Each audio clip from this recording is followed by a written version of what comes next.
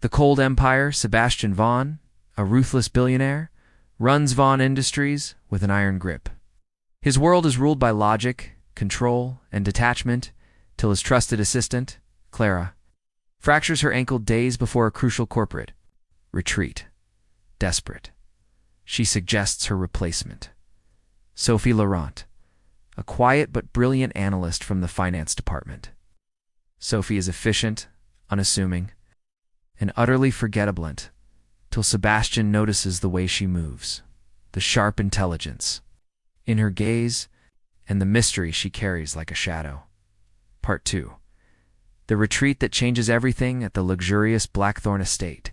Sebastian observes Sophie's quiet competence. She anticipates his needs, handles executives with ease, and speaks for languages fluently far beyond the skills of a typical assistant. One night, he finds her by the estate's private lake, her guard down, her expression haunted.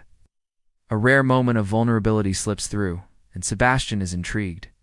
Who is this woman? Part 3.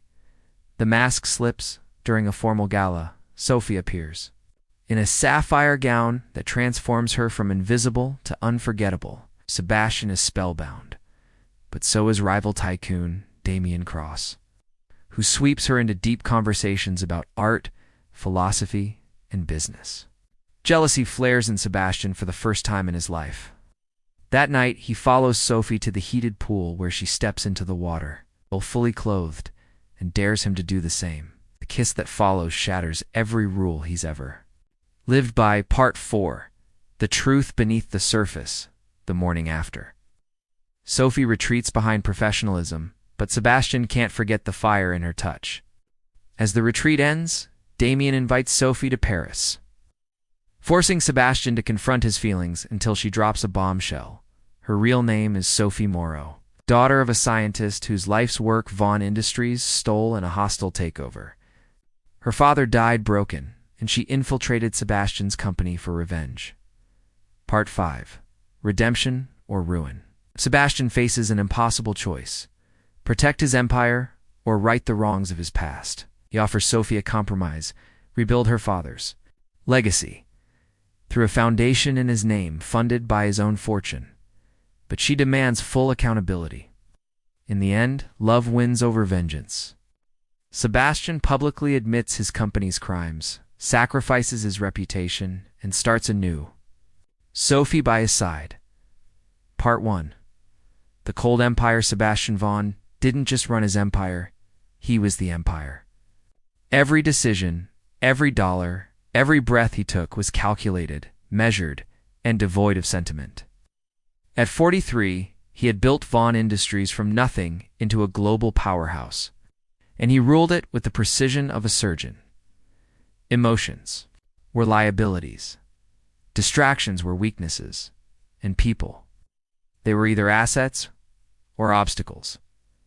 His office, a glass fortress high above Manhattan, was as sterile as his reputation. The morning sun sliced through the windows, casting sharp lines across his desk as he reviewed quarterly reports. Numbers didn't lie. Numbers didn't betray. Numbers were safe. Mr. Vaughn, the voice of his assistant, Clara, crackled through the intercom. There was a strain in her usually steady tone. I have unfortunate news. His jaw tightened. Clara had been with him for 9 years. She knew his schedule better than he did. What is it? I was in an accident last night. Fractured my ankle. The doctor says I can't travel for at least 2 weeks. The Blue Ridge Semita high-stakes retreat where billion-dollar deals were made was in 3 days. Clara had prepared every detail. Who can replace you? There's someone, Clara said carefully. Sophie Laurent from finance. She's handled sensitive projects before, sharp, discreet, and unremarkable. Unremarkable. Exactly what he needed. Someone invisible. Send me her file. An hour later, Sebastian waited in the lobby, his black Bentley idling outside. The elevator doors slid open, and a woman stepped out. Sophie Laurent was exactly what he expected, and nothing like what he remembered. She wore a navy blazer. Dark hair pulled into a tight bun, wire-rimmed glasses perched on her nose. Her movements were quiet, efficient, designed not to draw attention. But when she met his gaze, something flickered in her dark eyes and intelligence, a depth that made him pause. "Good morning, Mr. Vaughn," she said, her voice soft but clear. "I've reviewed all materials for the retreat. I'm ready." Dismissing her as quickly as he had assessed her, "Let's go." As they drove toward Blackthorn Estate, Sophie sat in silence, reviewing documents with a focus that bordered on obsession. She didn't speak unless necessary, didn't fidget, didn't betray a single unnecessary thought. Sebastian found himself glancing at her, not out of attraction, out of curiosity. Who was this woman who could disappear in a room yet command his attention without trying? "Have you been to Blackthorn before?" he asked, more to break the silence than out of interest. "No," she said without looking up, "but I've studied it. It's built in 1902 as a private estate, converted to a corporate. Retreat in 1995. The main hall seats 60 with full privacy controls." Her answer was flawless, factual, impersonal. Yet when they arrived at Blackthorn, something changed. Sophie stepped out of the car and froze, just for a second, as she took in the sprawling estate, the stone arches, the manicured gardens, the lake shimmering under the afternoon sun. For a fleeting moment, her mask slipped, and Sebastian saw something raw in her expression. Longing, then it was gone. "Your suite is in the east wing," she said, all business again. "I'm in the guest cottage near the lake. The welcome dinner starts at 7. Sebastian nodded, but his mind lingered on that unguarded moment. Who was Sophie Laurent, and why did he suddenly care? The Blackthorn estate was a masterpiece of old-world luxury stone archways. Towering oak doors and gardens so meticulously kept they looked like paintings. Sebastian had been here before, but this time something was different. Sophie, she moved through the estate like a ghost, silent, efficient, always one step ahead. At dinner, she sat at the far end of the table, taking notes, refilling wine glasses before they were empty, anticipating every need.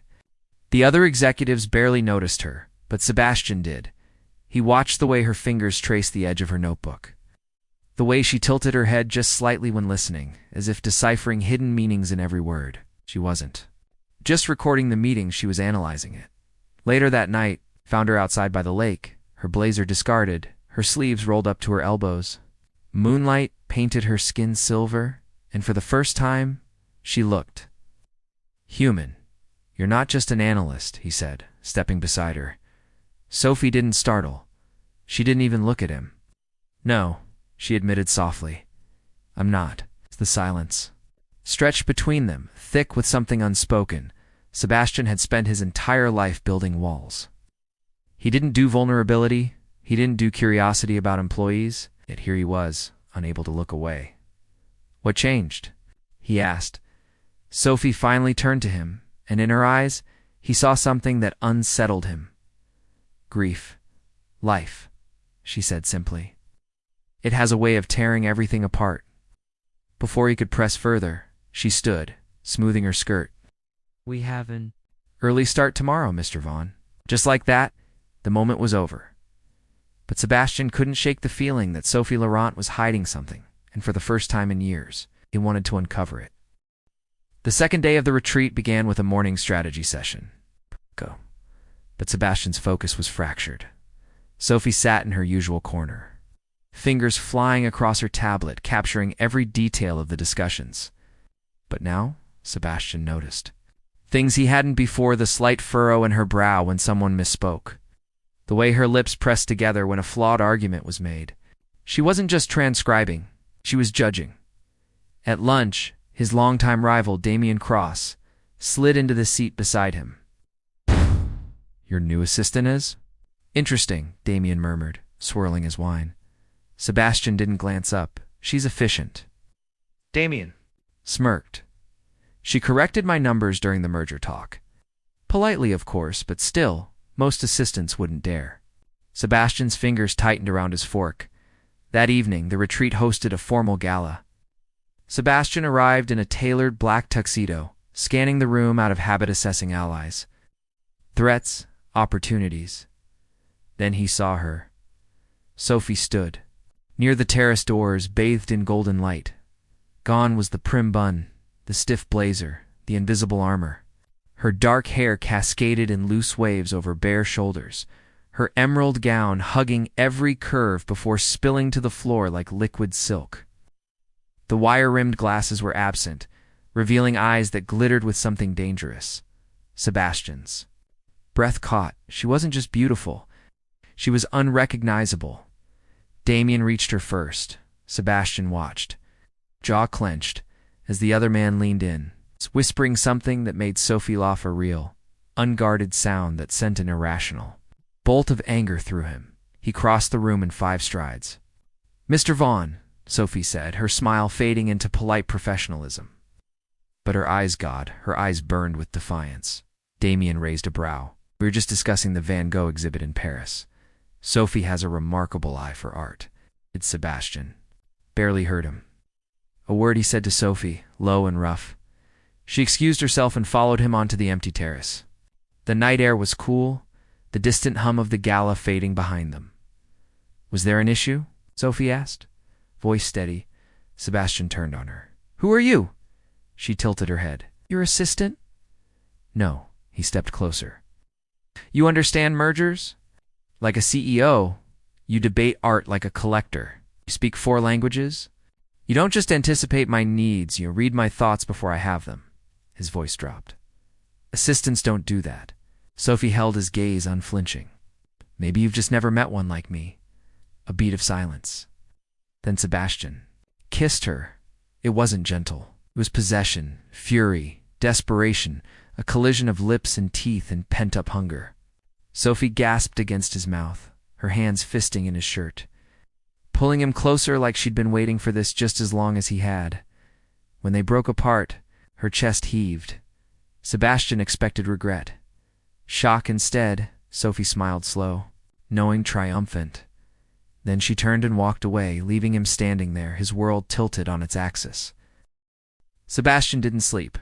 The kiss replayed in his mind like a broken record, the heat of Sophie's mouth, the way her fingers had dug into his shoulders, the look in her eyes afterward.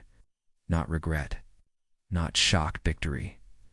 By dawn, he was dressed and pacing his suite, waiting for answers. When a knock finally came, he wrenched the door open and froze. Sophie stood there, back in her crisp blazer and pinned-up hair, as if last night had never happened. But her eyes were different, harder. "We need to talk," she said. Sebastian stepped aside, his pulse hammering. G didn't sit, didn't fidget, just leveled him with a stare that made his skin prickle. "My name isn't Sophie Laurent." Beat of silence, then it's Lena Moreau. The name hit him like a bullet. Moreau, Dr. Daniel Moreau, had been a brilliant biomedical engineer. His startup, Moreau Labs, had pioneered a revolutionary neural implantant, till Vaughn Industries crushed them in a hostile takeover. The legal battle had dragged on for years, draining Moreau's finances, his health, his will to fight. He'd died 6 months later, heart attack. The papers said. Sebastian had barely blinked at the news. Now his throat went dry. "You're his daughter." Lena's smile was razor thin. "For 3 years I've been waiting for this, working my way into your company, studying you." She stepped closer, her voice dropping to a whisper. "Did you know my father begged your board for mercy? That he offered to license his tech instead of losing everything?" Sebastian's stomach twisted. He had known, and he'd ignored it. Lena pulled a flash drive from her pocket and tossed it onto the desk between them. "That's proof your legal team falsified patent claims. Proof you blacklisted investors who tried to help him. Proof enough to bury Vaughn Industries in lawsuits for a decade." Sebastian stared at it, his mind racing. "What do you want?" "Everything." Her eyes burned. "A public admission of what you did. Full restitution to my father's estate. And your resignation." The ultimatum hung in the air like smoke. Sebastian should have been furious, should have called security, had her thrown out, sued her for corporate espionage. But all he felt was a sinking shame, because she was right, and worse, he'd fallen in love with the woman who'd set out to destroy him. Sebastian stared at the flash drive, his empire crumbling in his mind's eye. Stock prices plunging, board members revolting. His legacy reduced to scandal, and yet he looked up at Lena. Really looked at her. The fire in her eyes wasn't just vengeance. It was grief. The same grief he'd seen by the lake, the same grief he'd caused. Could have leaked this already, he said quietly. Why tell me first? Lena's fingers flexed at her sides. Because I needed to see if the man who destroyed my father was capable of remorse. The truth settled over him like a weight. He could fight her, use every legal and financial weapon at his disposal to bury the evidence, ruin her credibility, protect his empire, or he could do something he'd never done before. Surrendered Sebastian. Picked up the flash drive, held it out to her. Leak it, Lena. Froze. What? Do it! His voice was raw. Call the press. The sec. Whoever you want. I won't stop you. For the first time since he'd met her, Lena looked shaken. You're bluffing. I'm not. He stepped closer, his chest tight. But first let me make it right. Not with money. Not with legal settlements. Personally, Lena's breath hitched. How Sebastian reached into his jacket, pulled out his phone and dialed. Clara, draft an emergency board meeting notice. Topic: immediate dissolution of Vaughn Industries' Neural Tech division and transfer of all patents to the Moreau Foundation. Nice. Yes. I'm serious. He hung up. Lena was staring at him like he'd grown a second head. That's a $2 billion division, she whispered. It's your father's life's work. Sebastian swallowed hard. It should have been his all along. Silence stretched between them. Then Lena's knees buckled. Sebastian caught her, his arms wrapping around her waist as she trembled against him. Years of rage, of grief, of fighting finally breaking. You bastard, she choked out, fists clutching his shirt. You absolute bastard. He held her tighter. I know. Epilogue. 3 months later, the headlines had been brutal. VAUGHN Industries crumbles in scandal. Billionaire Sebastian Vaughn steps down. Moreau Foundation launches breakthrough neural teases. Sebastian watched from the shadows as Lena stood at the podium, radiant in a sleek black dress, announcing the first successful trials of her father's implant, the cure for Parkinson's that Vaughn Industries had shelved for being not profitable enough. She caught his eye across the crowd, smiled just slightly. Later, at her apartment, she poured him a drink. You look terrible, Sebastian snorted. I've been testifying before Congress for weeks. In giving away your fortune, it was never really mine. He took the glass, their fingers brushing. Besides, I've still got enough left to be dangerous. Lena arched a brow. Oh, Sebastian set the drink down. Pulled her close, enough to take you to Paris. See that Van Gogh exhibit Damien wouldn't shut up about? Lena laughed a real bright sound before kissing him softly. Took you long. Enough. Outside, the city glittered, indifferent to fallen empires and second chances. But in that moment, Sebastian, Von former, tycoon, former villain, former shell of a man, finally felt whole.